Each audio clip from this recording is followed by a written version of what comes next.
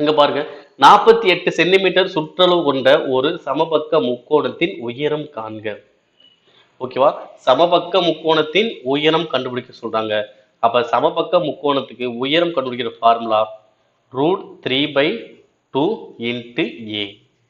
அப்ப நமக்கு என்ன தேவை? ஏ மதிப்பு தேவை. பக்க மதிப்பு எனக்கு தேவை. அப்ப ஏ மதிப்பு தெரிஞ்சாதான் உயரம் கண்டுபிடிக்க முடியும். அப்ப ஏ மதிப்பு கொடுத்துருக்காங்களா? கொடுக்கல. பட் என்ன கொடுத்துருக்காங்க? சுற்றளவு கொடுத்துருக்காங்க. அப்ப சுற்றளவு என்ன பண்ணும்? ஏ மதிப்பை கண்டுபிடிக்கணும். ஓகே. அப்ப சுற்றளவு கண்டுபிடிக்கிற ஃபார்முலா என்ன வரும்? சமபக்க முக்கோணத்துல ஏன்னா சமபக்க முக்கோணம் என்னது? 3 பக்கமே சமமா இருக்கிறது தான். அப்ப இங்க ஏ, இங்க ஏ, இங்க ஏ.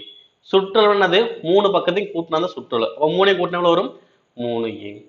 அப்ப 3a மதிப்பு தான் எனக்கு எவ்வளவு? 48. அப்ப ஒரு a மதிப்பு எனக்கு எவ்வளவு வரும்? 16.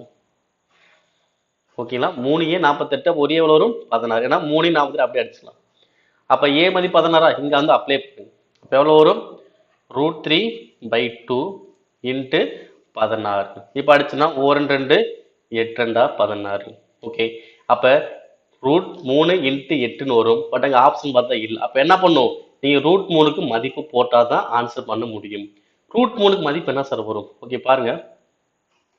√3 அப்படின்னா 1.732. இதே √2 அப்படின்னா 1.414. ஓகேவா? இதை ஞாபகம் வச்சுக்கோங்க. ஓகேங்களா? இந்த ரெண்டு நம்பர் தான் மேக்ஸிமம் யூஸ் பண்ணும். √3 √2. ஓகேவா? அப்ப √3 மதிப்பு என்னது? 1.732.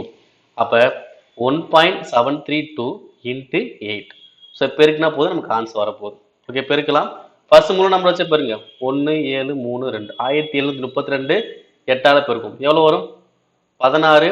இங்க 1 24 1 25 2 7 56 58க்கு 5 1 8 5 கூட்டினா 13. அப்ப என்ன பண்ணும்? 3 நம்பர் முடி பாயிண்ட் இருக்கா? அப்ப நம்ம என்ன பண்ணோம்? 3 நம்பர் பாயிண்ட் வச்சுக்கலாம். அப்ப ஆன்சர் எவ்வளவு வருது? 13.856. எங்க இருக்கு? Option last. முடிஞ்சு. ஓகேங்களா?